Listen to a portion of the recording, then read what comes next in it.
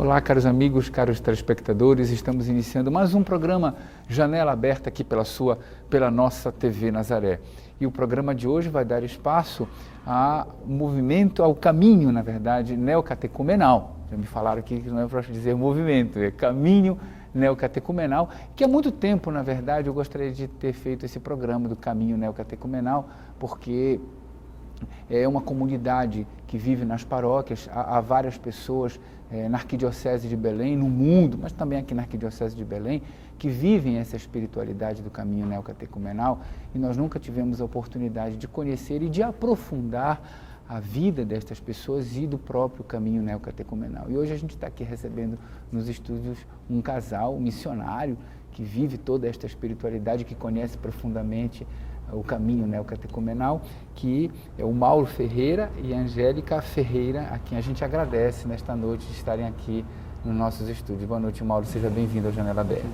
Agradecemos imensamente o convite, a oportunidade. Esperamos que esse momento de diálogo seja também um momento para bendizer a Deus pela obra que Ele faz em toda a igreja, também através do caminho neocatecumenal. Um meio também de poder fazer com que as pessoas possam conhecer esse carisma da igreja. Certo. Angélica, seja bem-vinda, boa noite. Muito obrigada, Thelma. Nós agradecemos pelo seu convite. Certo. Primeira pergunta básica, o que é o caminho neocatecumenal? Até eu comecei chamando movimento, que às vezes a gente confunde o movimento, o caminho. Em que consiste o caminho neocatecumenal? Caminho, a própria palavra caminho, já dispõe um itinerário, algo a ser percorrido. E neocatecumenal vem do catecumenato. Né? Os primeiros cristãos, antes de serem batizados, percorriam um itinerário. É verdade. Que era chamado o catecumenato. E só depois de receber o batismo. Depois, era duro. Sim, era duro o caminho. Depois de ter comprovada já na sua vida a fé e alguns sinais já de vivência evangélica, aí sim recebiam o batismo. Ao longo dos séculos, o que aconteceu? Pela própria didática da igreja, né? Aconteceu que o batismo passou a ser dado quando criança.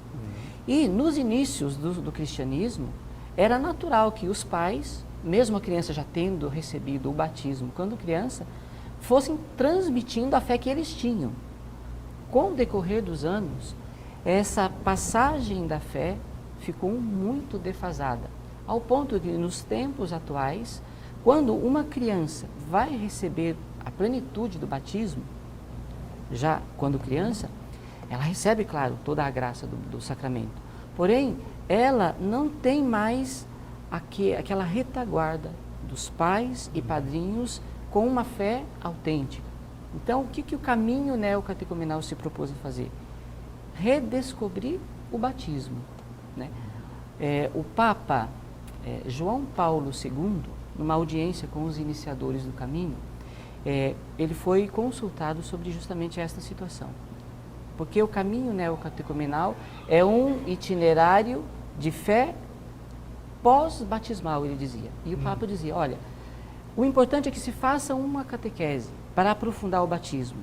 Se antes, como foi feito nos primeiros cristãos, ou depois do batismo, não importa. O importante é que possa se viver esse momento de redescobrir o batismo.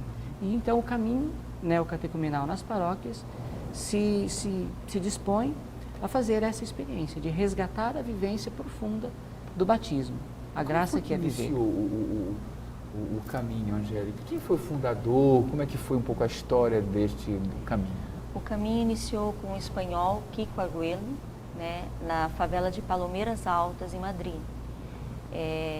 Ele conhecia muito a espiritualidade de Charles de Foucault e ele já participava do cursilho da igreja, mas sentia um vazio muito grande. Ele era pintor de obras, pintor de telas, muito famoso na Espanha, era classe média alta, tinha tudo, mas sentia esse vazio ainda dentro de si, e escutou que Jesus Cristo estava presente nos pobres. Então ele resolveu fazer uma renúncia. Ele renunciou a tudo que ele tinha, os prêmios, sucesso, e foi viver entre os pobres na favela de Palomeiras Altas, em Madrid.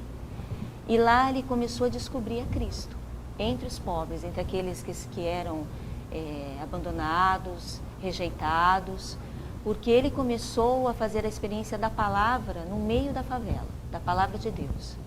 Então ele abria a palavra de Deus e perguntava aos pobres o que aquela palavra falava na vida de cada um. E os pobres, como não tinham do que se defender, porque todos ali sabiam quem era a prostituta, quem era aquele que não trabalhava, eles falavam com sinceridade da palavra na sua vida.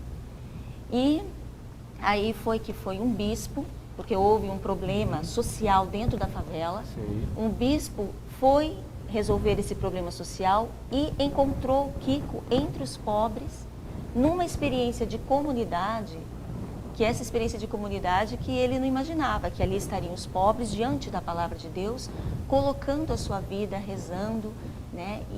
E surgindo frutos também daquilo ali, né?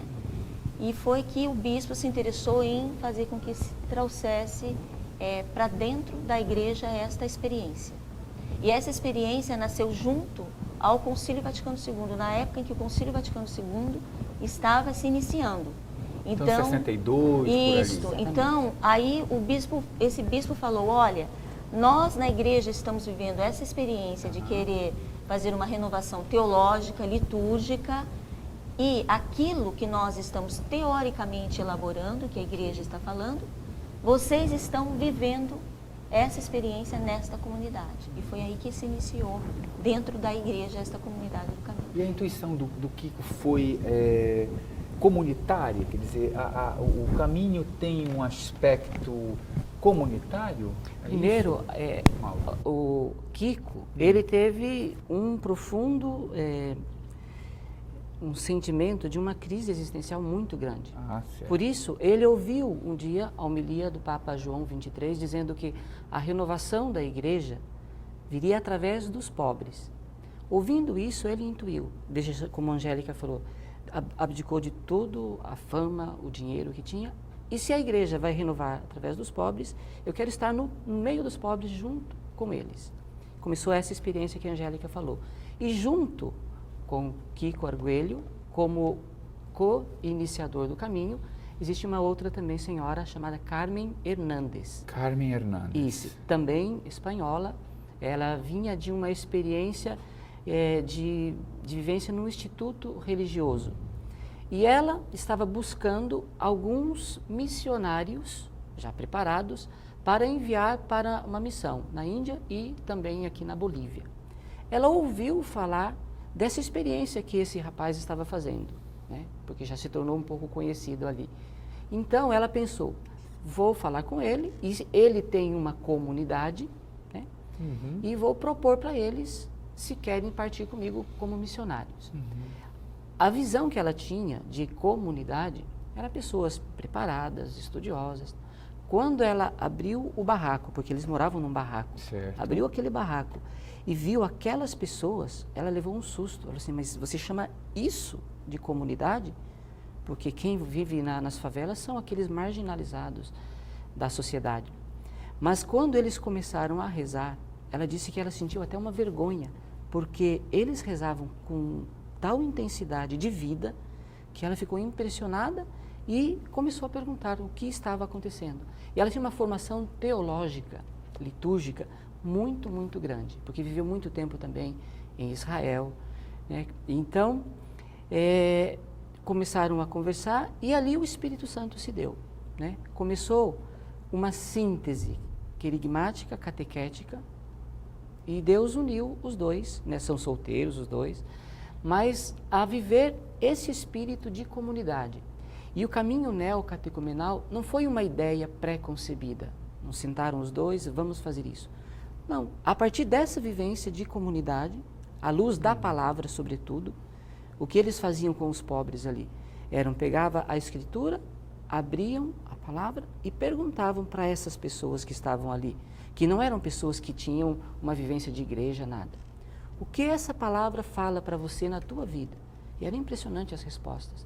Elas não vinham já calejadas, com um monte de preconceitos. Não, ela acolhia a palavra como ela de fato é, pura. E a palavra foi transformando a vida dessas pessoas. Eles não fizeram nenhum moralismo no sentido, olha, você, falando para, por exemplo, um casal de ciganos, ele ficava o dia inteiro dormindo e mandava os filhos vender redes na rua.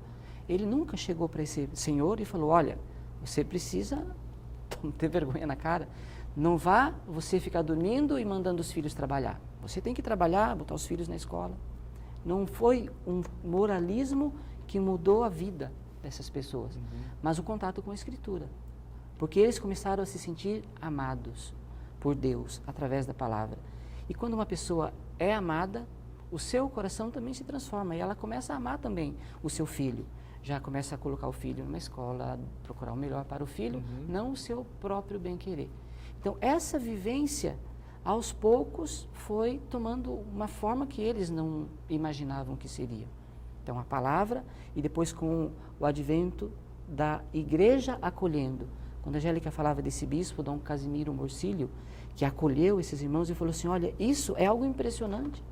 Essa vivência evangélica que nós estamos reformulando, reestruturando a nível estrutural da igreja, eu estou vendo aplicada aqui, numa favela.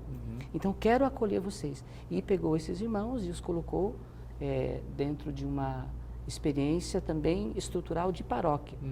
Né? Pessoas que não iam na igreja, de repente começaram a viver a graça de Deus ali. E aí o movimento começou a chamar outras pessoas, aliás, essa experiência de vida começou a chamar e atraiu e se institucionalizou mais ou menos na década de 70, foi isso?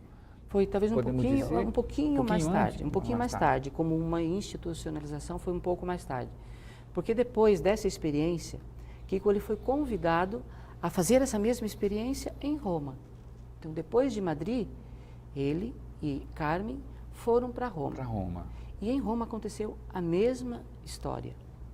Também em Roma buscaram alguns padres que a princípio não quiseram, falaram, não, essa é uma realidade muito espanhola, aqui nós não precisamos dessa situação, tal. E eles foram morar, acabaram morando de novo no meio dos pobres, no Borghetto Latino. Né? E lá também no meio dos pobres, né, um dia foram chamados a fazer uma palestra, diria assim, para um grupo de jovens, uma paróquia chamada Mártires Canadenses.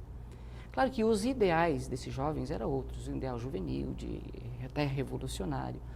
Mas quando eles chegaram para falar para eles falaram daquilo que eles tinham vivido com aquela comunidade ali em Madrid. Começaram a falar do anúncio querigmático de Cristo, que o que salva o homem é o anúncio da palavra, que o problema do homem não está externo ao homem, é de dentro, porque é de dentro do homem que nascem as rixas, as divisões, os assassinatos. Então, se não cura o coração do homem, é inútil mudar somente a estrutura. E isso foi um choque para esses jovens, que a princípio ficaram espantados porque pensavam que seria um outro discurso que ouviriam. Mas alguns ali acolheram, porque o que eles estavam anunciando era o querigma, que é o próprio Cristo. Então, através dessa realidade que Deus preparou, começou também em Roma a experiência numa paróquia, e depois a comunidade, ela vai ter a gênese do caminho neocatecumenal é a redescoberta do batismo.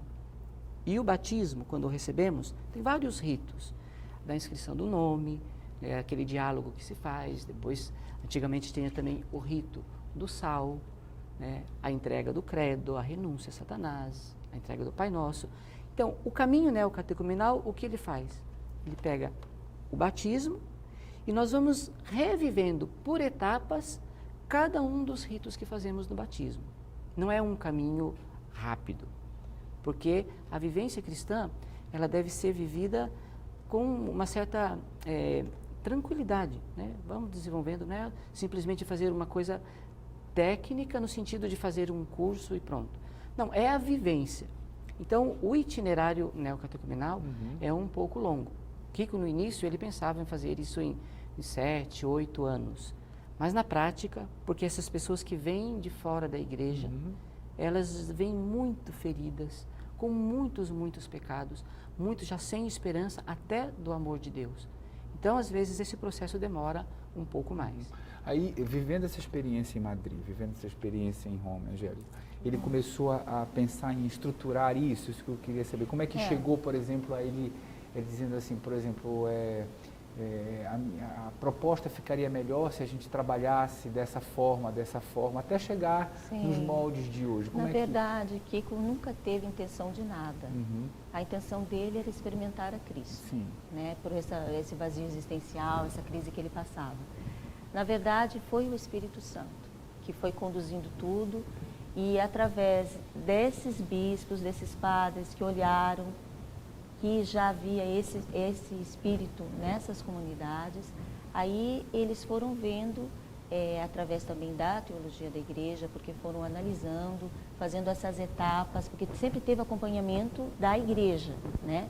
Então eles foram vendo como fazer essas etapas, foram acompanhando, e aí que foi se estruturando. Não foi uma intenção do Kiko, e ele estava sempre muito próximo à igreja, né? A Carmen também muito próxima à igreja, muito próximo aos papas. O Papa João Paulo II foi um papa que foi assim do coração do caminho, junto com Bento XVI, que foi toda a teologia também, que sempre esteve muito próximo aqui com a Carmen, e também de agora o Papa Francisco, né? Graças a Deus também está muito próximo por essa evangelização, a nova evangelização, porque o caminho tem chegado realmente como uma nova evangelização a muitas pessoas que estão fora da igreja, né? Porque isso também é muito próprio do caminho, né? Como iniciou com aqueles que estavam fora da igreja, né? E muitos que estão na igreja entram através destas catequeses, que essa estrutura que você falava, aí foi feita essa estrutura de que começava com as catequeses. E as catequeses são assim, como nós conversávamos antes. Primeiro se fala um pouquinho desse início desse caminho que o Mauro já colocava. Depois se fala também qual é a situação da igreja hoje, né? Depois coloca um pouquinho qual é a missão da igreja. E depois vem catequeses existenciais. Quem é Deus para você? Quem sou eu? O querigma das Escrituras. Depois se entra um pouquinho no perdão e no amor de Deus, e se coloca um pouquinho a palavra de Deus na vida das pessoas. Então, são fantásticas essas catequeses. No próximo bloco a gente vai falar um pouquinho mais sobre estas catequeses, como é que elas são ministradas, como é que uma pessoa que quer participar do caminho vai ser recebida, como é que é feito isso. Você falava ali de 8 anos, 10 anos, quer dizer, como é que é esse processo, mas daqui a pouco no próximo bloco. Não sai daí, TV Nazaré, Amazônia falando para a Amazônia. Estamos voltando com o nosso programa Janela Aberta aqui pela nossa TV Nazaré, hoje dando espaço para o caminho neocatecumenal. Estamos conhecendo o caminho neocatecumenal famoso, muito concorrido aqui na Arquidiocese de Belém. Quem está nos auxiliando nesta caminhada de conhecimento é o casal Mauro Ferreira e Angélica Ferreira, que são integrantes do movimento. Eu fiz aqui uma pergunta no bloco anterior, antes de chamar o apoio cultural, sobre as catequeses, mas eu queria mostrar rapidinho para vocês nessa chamada alguns livros importantes. Aqui o Estatuto do Caminho Neocatecumenal, Neocatecumenare Iter, que é em latim, iter é caminho, itinerário, neocatecumenal está ali. 2008, não é isso, Mauro? Isso. O Estatuto foi aprovado. Foi 2008. Chique, né? Olha lá. Sim. Aqui é um pouco, deve ter sido uma alegria. Sim, um momento. A gente encontra nas melhores livrarias ou é uma coisa só de vocês? Não, também já está. Já está? Sim, e também mostrar mais outro aqui, que é o livro do Kiko, o Querigma, né? Que nós falávamos que ele teve uma experiência com os pobres. Muitas experiências com os pobres também depois do Concílio Vaticano II surgiu no mundo inteiro, né? Também ele, pelo próprio nome, Francisco, Kiko Arguello, de Francisco Arguello. O Querigma nas favelas com os pobres, está aqui o nome dele, Kiko Arguello. É uma experiência muito solene e é também uma concessão do doutoramento honoris causa. Pontifício João Paulo II para a família. Para a família. Que o caminho neocatecumenal tem sido uma graça para a igreja para redescobrir fundamentalmente 3 aspectos. Um é o matrimônio, Aberto à Vida, como uma adesão à encíclica do Papa Paulo VI, a Humanae Vitae. Humanae Vitae. Porque muitos casais se abrem à vida, têm muitos filhos. Nós, também por graça de Deus, somos testemunhos de que essa encíclica do Papa é fecunda, é verdadeira, porque Deus nos concedeu 8 filhos. 8 filhos. 8 filhos. Um dos quais está num seminário missionário do Japão. Então está no Japão, agora conhecendo um pouco a cultura, a língua. Mas muitos casais, Deus tem suscitado esse dom da abertura à vida. Outra graça que também, e por isso esse título foi conferido a Kiko, é a graça de transmitir a fé aos filhos. Como o caminho é um itinerário, ao longo do caminho, não nos inícios, mas depois, talvez de uns 5, 6 anos, em que, quando o casal tem filhos, ele já está numa comunidade, esse casal pela palavra de Deus, começa a transmitir a fé aos filhos. Aí no domingo, pela manhã, num ambiente de oração, as laudes, que é a oração da igreja. Certo. Também o pai pega uma palavra, aquilo que o Kiko fazia com os pobres na favela, o pai de família os faz com os filhos. Pega a palavra e pergunta para os filhos, essa palavra, o que fala na tua vida, meu filho? E os filhos, desde pequeninos, adolescentes, jovens, os que convivem no âmbito familiar, vão colocando a vida, as dificuldades, as alegrias, tudo ali dentro de um contexto, num altar, porque a mesa da casa também é um altar, assim como a mesa eucarística e o leito conjugal, que é o terceiro altar na vida do casal. Então, além desses 2 aspectos, também esse título foi conferido ao Kiko, justamente pela graça que Deus tem suscitado também no caminho, das famílias estarem abertas à missão. Tem muitas famílias em missão. Da Arquidiocese de Belém mesmo, já tem algumas famílias missionárias. Assim como eu e Angélica, somos de Curitiba, estamos aqui na Arquidiocese de Belém há 5 anos como missionários. Já somos 13 anos missionários, mas em Belém 5. De Belém, tem um casal que está em Fortaleza, outro casal que está em Goiânia, também com 8 filhos, 9 filhos em Goiânia, outro casal que é missionário itinerante em Salinas, e um casal que é família em missão em Brasília, já muitos padres ordenados que saíram daqui da Arquidiocese de Belém, algumas vocações à vida religiosa também, várias irmãs de vida consagrada, como monjas. Inclusive, essa semana agora, 2 de Belém estão indo para um convento de clausura na Espanha, em Baeza, na Espanha. E outros carismas que Deus tem suscitado. A formalização do caminho, você me perguntava um pouquinho antes, veio a pedido do Papa João Paulo II. Quando ele começou a ver esses frutos, que eu um pouquinho já elencava para você, a partir desses frutos o Papa viu algo muito importante. Então ele fez uma carta de reconhecimento oficial do caminho. É a carta chamada Único à Volta, em 1990, quando ele define o que é o caminho neocatecumenal. A definição do caminho neocatecumenal, quem a deu foi o próprio Papa João Paulo II. E é o que consta mesmo na definição, no próprio estatuto. O que é o caminho neocatecumenal? É um itinerário de formação católica válida para os dias de hoje, para os tempos odianos. Depois desse primeiro passo, que foi esse reconhecimento oficial do caminho dentro da realidade eclesial, da paróquia, o Papa João Paulo II, intuindo a importância que é também um caráter jurídico, em 1997, ele recomendou o caminho neocatecumenal ao Pontifício Conselho para os Leigos. É o dicastério que ele está vinculado dentro da Santa Sé. E ele pediu para que fosse elaborado, então, um estatuto, para que o caminho fosse configurado dentro da igreja. Porque precisa. Precisa. Tem jeito. Então, em 2002, foi aprovado ad experimentum por 5 anos, que é uma praxe da igreja, o primeiro estatuto, a primeira versão.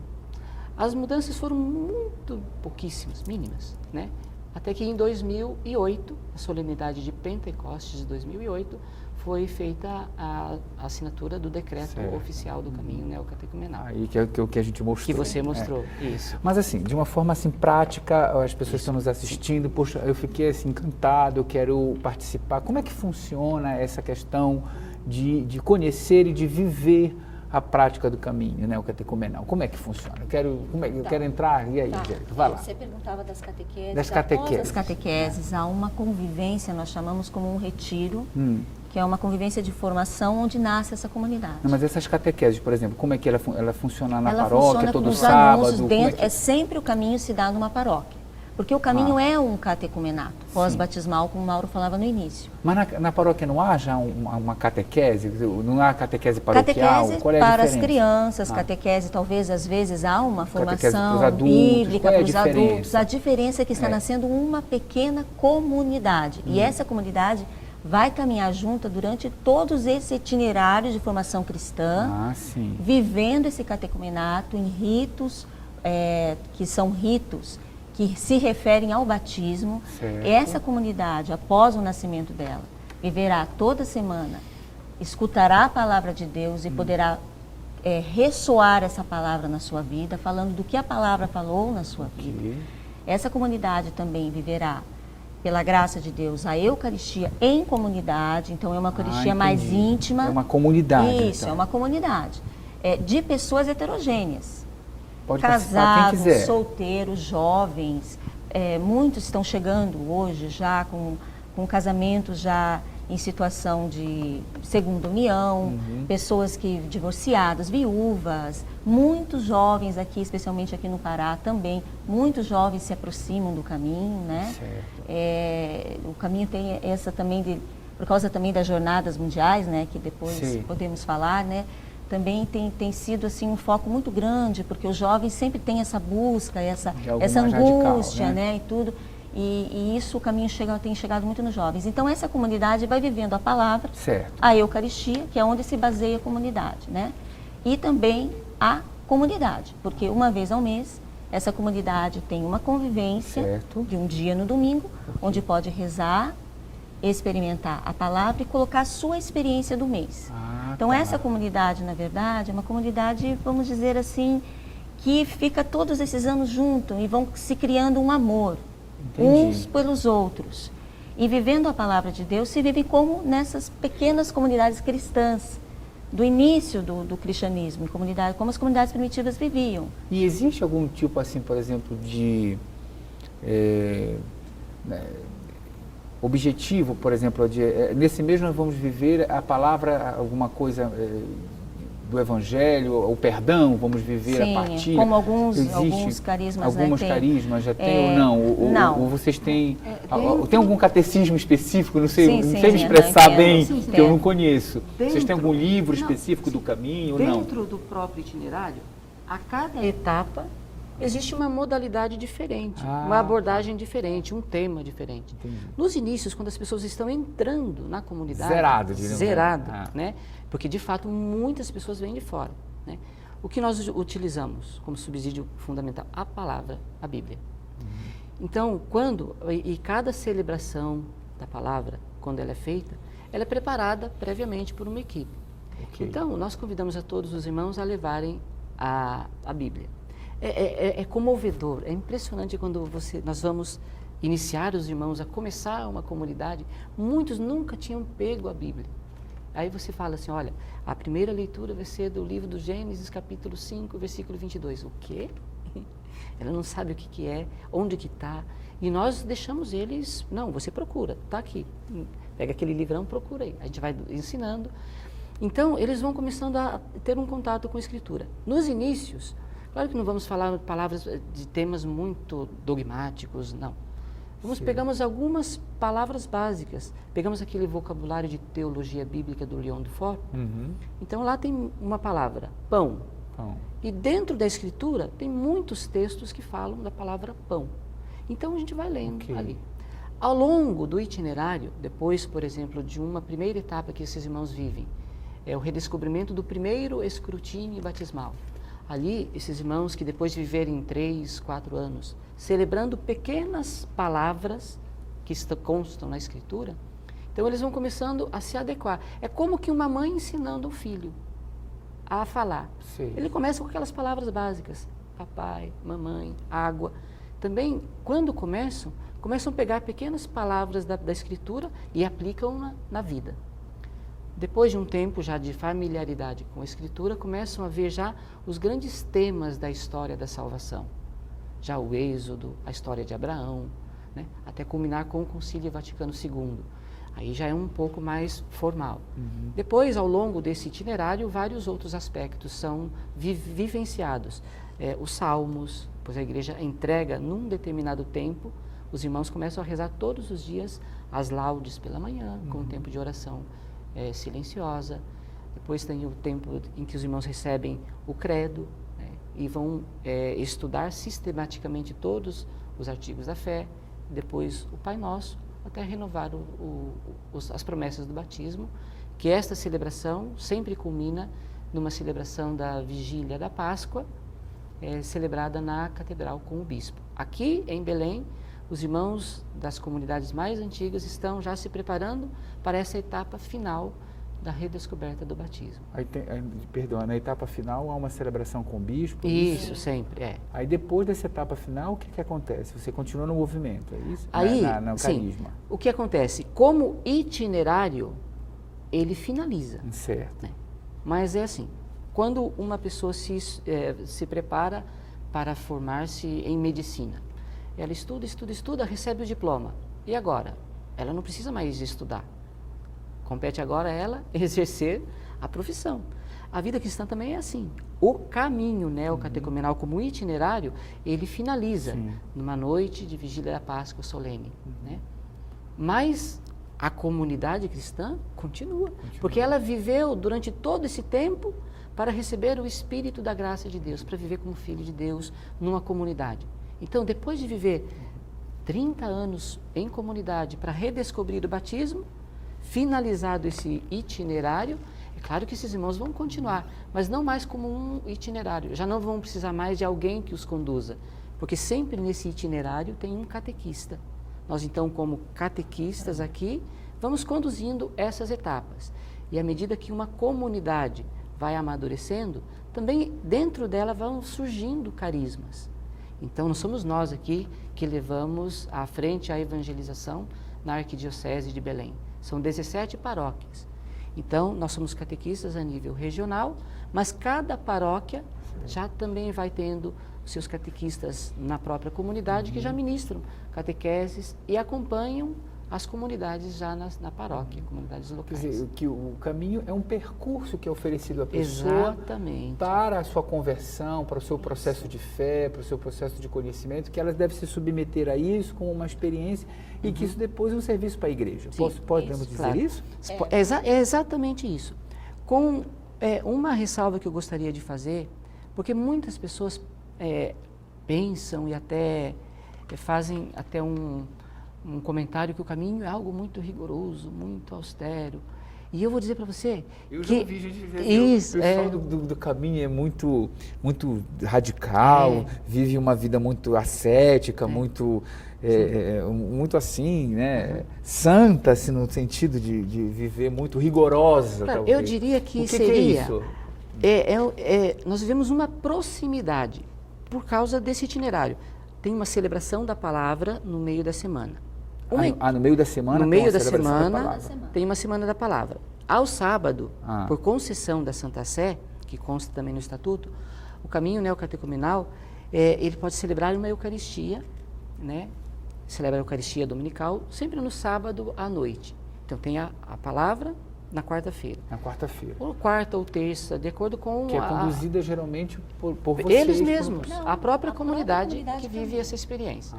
Então tem a palavra, que já é preparada por um grupo. Então um grupo já preparou, ou na segunda ou na terça. Entendi. Depois tem a palavra. Depois tem a Eucaristia, que é preparada também por um grupo. E uma vez ao mês, eles têm uma convivência onde passam o dia todo. Rezam pela manhã, a oração da igreja, as laudes, almoçam juntos, e à tarde cada um partilha como foi a sua experiência do mês. As dificuldades que teve, as alegrias, onde que está vendo Deus agir, né? E como uma vida de comunidade, aparece também os conflitos, e o fundamental é a reconciliação entre eles. Então, essa proximidade, eu digo que pode parecer para pessoas que normalmente têm o hábito de ir ao domingo na missa, isso é muito para mim.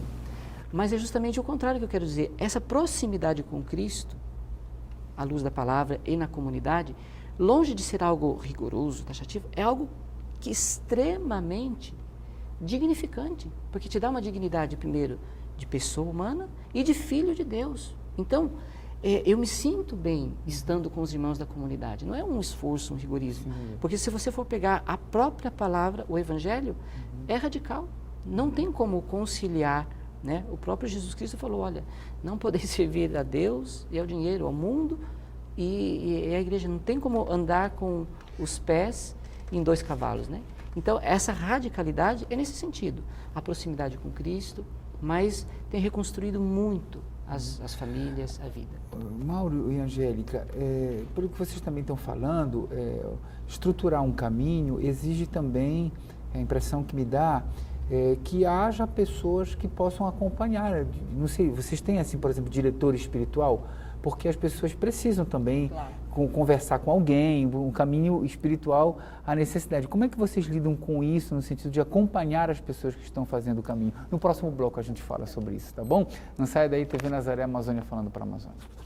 Estamos voltando com o nosso programa Janela Aberta aqui pela nossa TV Nazaré, hoje falando sobre o caminho neocatecumenal. O casal Mauro e Angélica, que são integrantes do movimento, estão aqui nesta noite conosco, conversando sobre o movimento. Eu falava, o caminho, eu troco o movimento porque ainda tenho que aprender que é caminho.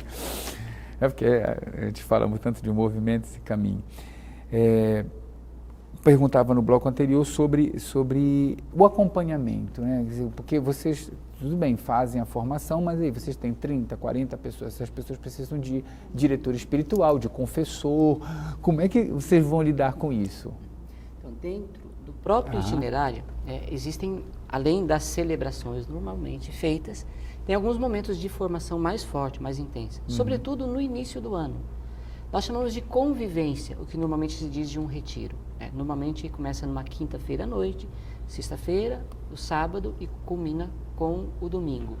Onde, nessa convivência, que nós chamamos de início de curso, começa o ano e damos essa convivência. Sempre é enfatizado um tema da igreja, um documento da igreja. Então, a nível catequético mais sólido.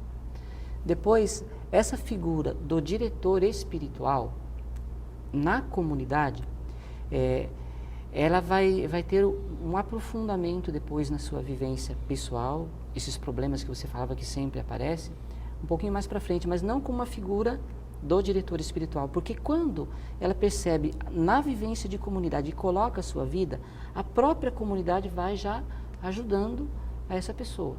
Então, ela tem uma dificuldade, ela coloca para os irmãos e ela vê nesse ambiente, que é um ambiente, depois nós pedimos até sigiloso, não se sai falando o que acontece numa roda de experiência para os outros, porque as pessoas colocam literalmente a vida.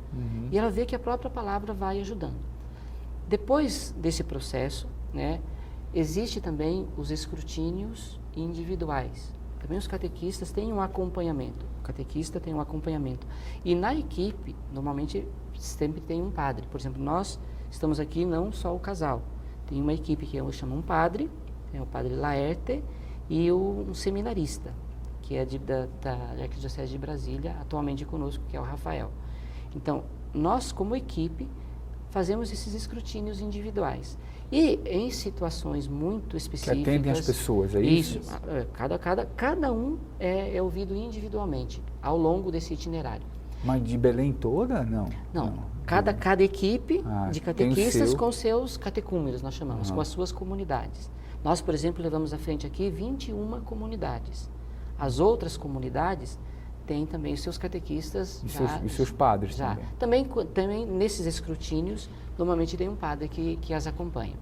Então, quando acontecem algumas situações específicas, especiais, que requer também aí a intervenção até de alguém que tem um conhecimento já teológico mais profundo, o padre está junto para dar essa assessoria. Né? aí dá toda essa formação à pessoa Isso, que precisa. Porque os catequistas também nesse itinerário são formados. Então, como que nós nos tornamos catequistas? Pela tradição oral, que a gente chama, escutando os outros catequistas mais experientes, acompanhando os catequistas que passavam as etapas para outras comunidades mais antigas. Então, esse acompanhamento é feito até essa equipe de catequistas estar formada para poder começar a ser catequistas na prática, iniciando as catequeses, acompanhando os irmãos com os escrutínios. Então, há uma preparação para isso, por isso o caminho se torna um pouquinho longo, vamos dizer assim. Há uma formação assim de tempo porque nós pensamos e experimentamos na nossa vida que não é de uma hora para outra, que você tem essa formação como uma vida pessoal e depois também como uma formação mesmo, teológica, né? Formação de doutrina da igreja. Então, isso tudo é a tradição oral e também as catequeses, né, que nós temos para poder preparar os irmãos também. Vocês passaram quanto tempo no caminho neocatecumenal, no sentido da formação de vocês? Você diz nós o casal. Vocês casal. Sim. Eu entrei no Vocês caminho... são de Curitiba, somos né? de Curitiba. Eu entrei, né? O Mauro entrou até depois de mim no caminho, né? Eu entrei em 85. Dá quantos anos já? Em 85. Quase 29 anos. 29 anos, né? Era muito jovem, né? Também me encontrava assim como Kiko. O projeto que eu tinha de vida não tinha nada a ver com isso, igreja. Eu não estava dentro da igreja, né? A minha vida estava projetada para ganhar dinheiro, fazer sucesso, estudar muito, porque sempre gostei muito de estudar. Nunca pensava dentro da igreja, nada disso. Casar, ter filhos, porque eu tinha um escândalo muito grande com o matrimônio, porque meus pais estavam casados, mas sempre tiveram uma vida muito ruim no matrimônio, né? Adultérios, brigas, problemas, sempre a busca do dinheiro, do status. E isso, dentro de mim, para mim o matrimônio já estava como que cancelado, né?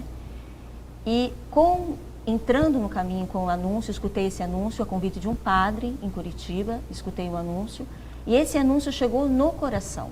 Isso que é importante nós falarmos aqui, porque nós falamos muito assim, uma questão teórica, estrutural do caminho. Mas o que é importante é que o querigma, ele chega no coração humano. Porque Cristo, ele assumiu a natureza humana, existencial. E foi isso que tocou em mim. Escutar um dia que Deus me amava assim como eu era, independente de quem eu era e como eu estava. Isso chegou na minha vida e me transformou.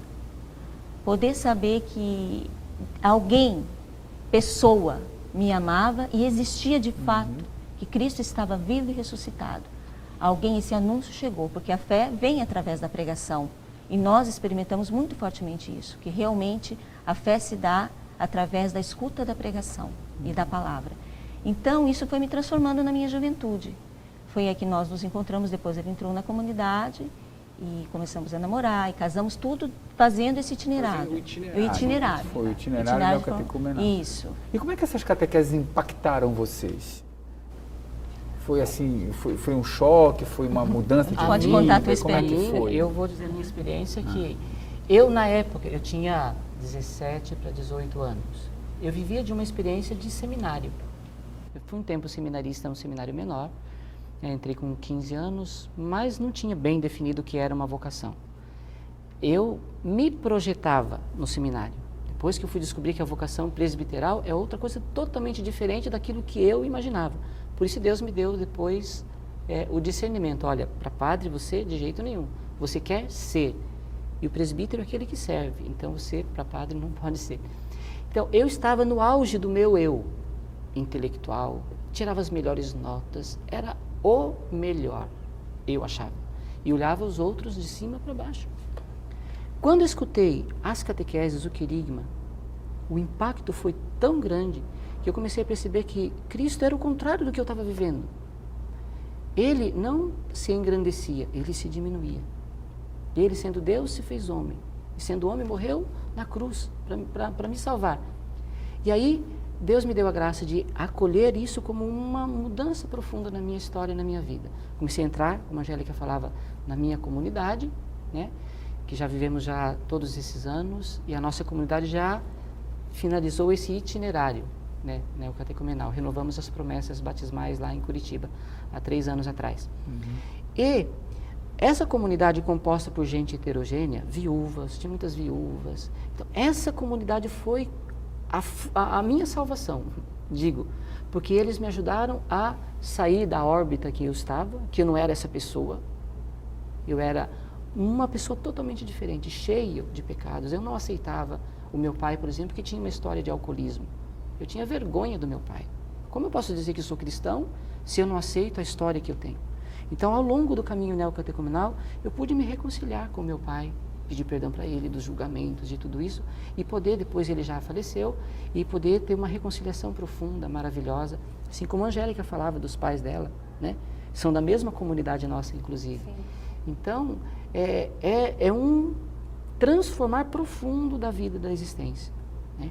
Então, Deus vai colocando a pessoa no seu lugar.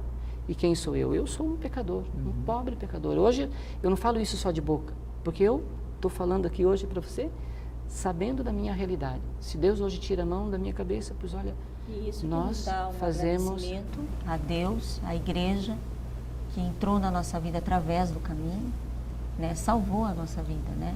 Mudou os nossos projetos. Nós entramos no projeto que Deus tinha para nós.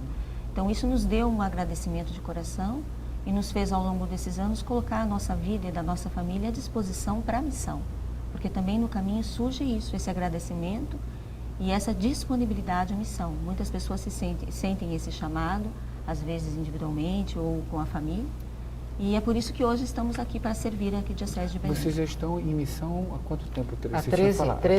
13 anos. 13 anos. 8 anos vivemos numa cidade próxima a Curitiba, Ponta Grossa, e União da Vitória, 2 dioceses do sul do Paraná. A missão é ficar aqui à disposição do caminho mesmo agora? À disposição do caminho. Isso. Né? Nós como a gente diz, de mala e cuia. Mala e cuia. E pouca mala, porque a 8 cuia filhos. Nós também não gostávamos muito. Então... Mas a cuia tem muita aqui. Tem, aqui tem bastante. Tem muita cuia. Tem. Mas os filhos vêm também? Estão conosco, moram aqui conosco, vivem conosco a missão. E tem uma vida normal, fazem faculdade, estudam. E a partir dos 13 anos, que é normalmente quando já se pode entrar numa comunidade, que quando já tem aquele pré-adolescente, tem um pouquinho uma consciência de si, né? Então ele entra numa comunidade. Então nós já temos 4 filhos que já caminham numa comunidade aqui em Belém.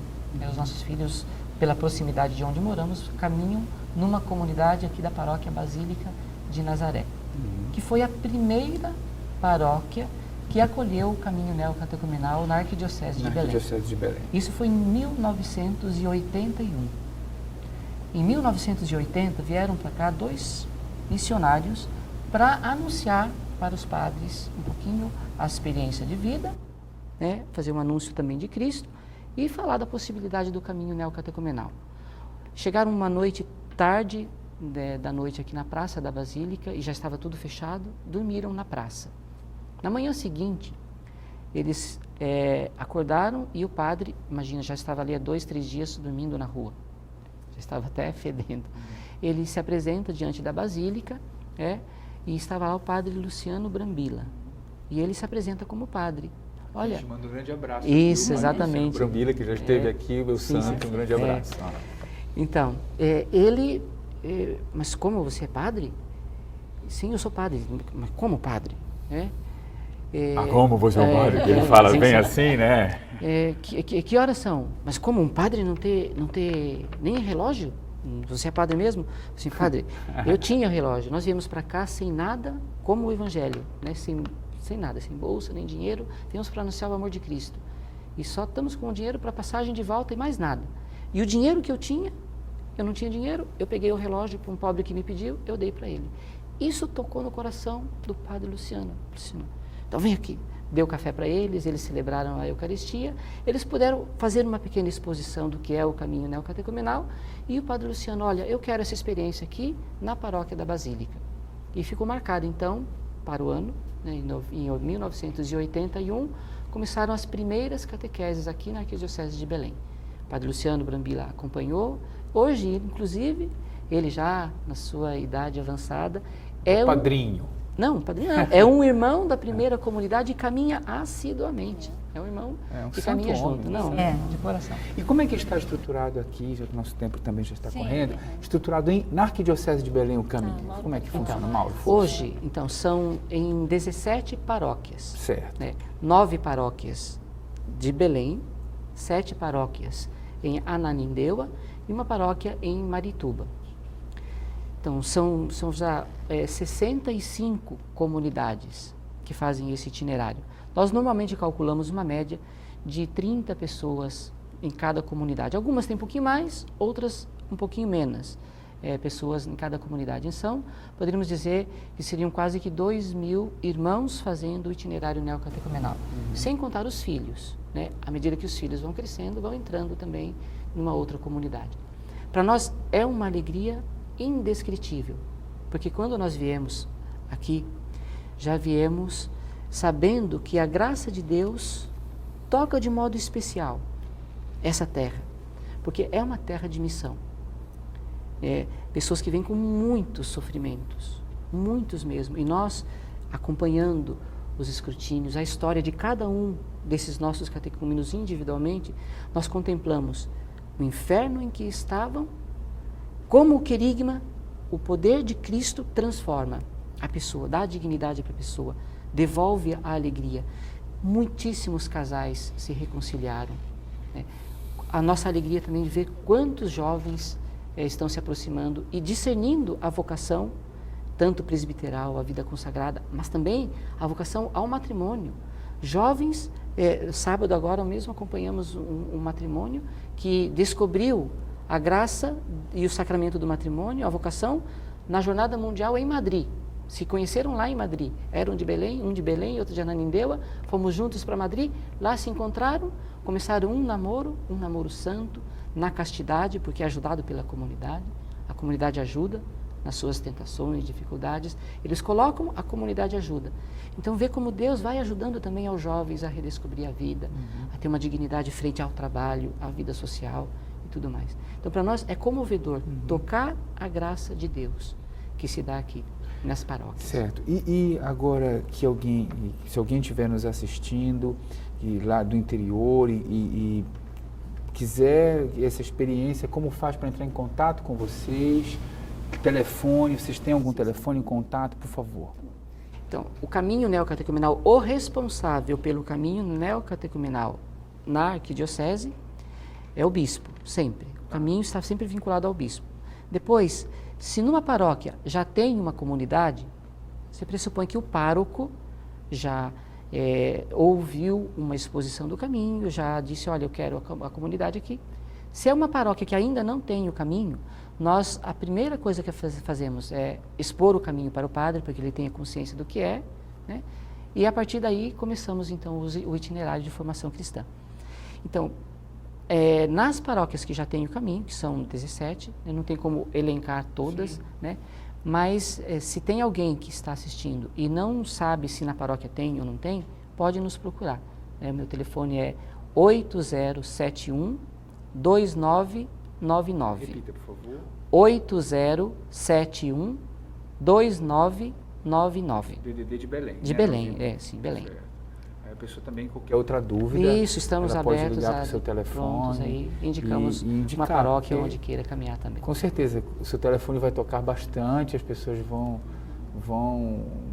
ligar, tá no vídeo que colocamos ali, para que vocês possam também ter esse contato, as pessoas possam ter o contato. Claro. Se for para a glória de Deus, que não pare de tocar o telefone, porque nós estamos aqui, eu falava, quero só terminar assim, dizendo que é com alegria que estamos vivendo esse tempo de missão que Deus nos confere aqui. Então, é para perder a vida, mas quem perde a vida, recebe.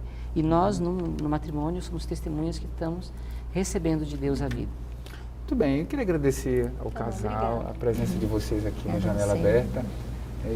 Com certeza o programa vai ser assistido por muitas pessoas e vocês vão ser muito interpelados, tanto pelo telefone quanto pessoalmente, e um sucesso ao caminho. Meu pai, eu vou aprender. ao caminho, né, o Catecumenal. Quem sabe um dia a gente passa lá para conhecer Claro, mais claro, de será bom. uma alegria. Tá sim, bom? celebrar Tá bem, conosco, obrigada. com a graça de Ó, Deus. 30 segundos para suas considerações finais, por favor. Então, primeiro, quero agradecer a Deus pela graça imensa que Ele me dá. No seu amor imenso, tem me resgatado, me tirado da morte do meu eu profundo, que foi através desse caminho. Eu sei que a igreja tem muitos e muitos carismas, mas a mim Deus escolheu esse. Então eu sou muito agradecido, porque Deus me amou, me salvou da morte, me deu um matrimônio, me deu os filhos, e hoje me dá a graça e a alegria de estar aqui, em missão, disposto a perder a vida por Cristo. É com alegria que eu convido também aqueles irmãos que, se de repente estão com problema, com sofrimento na sua vida, não se desespere. Cristo está vivo, ressuscitado, e tem um lugar para você dentro da igreja. A igreja, como mãe, acolhe a todos. Claro, obrigado mais uma vez, Angélica, por favor, 30 segundos. Então, eu também quero agradecer ao que Deus tem feito por nós, especialmente nos trazendo até essa terra de missão, Belém do Pará, que tem sido para mim um aprofundamento muito grande do que Cristo fez na minha vida e ainda faz por nós, pela família, pelos filhos, e também tantos paraenses, né, que têm entrado no caminho, o Senhor tem resgatado a vida dessas pessoas e se aproximado da igreja. E também quero dizer àquelas pessoas que nos assistem, que estão sem esperança, que Cristo as ama, assim como eu escutei esse anúncio, Cristo as ama assim como tu és, Cristo te ama. E isto que fique gravado em ti, que não se desespere, não tenha tristeza na sua vida, mas que seja alegre e que possa esperar em Deus nos seus sofrimentos. Tá certo, mais uma vez, muito obrigado, sucesso no trabalho de vocês. E você que nos acompanhou no programa de hoje, muito obrigado. Até o próximo Janela Aberta. Até lá, tchau, tchau.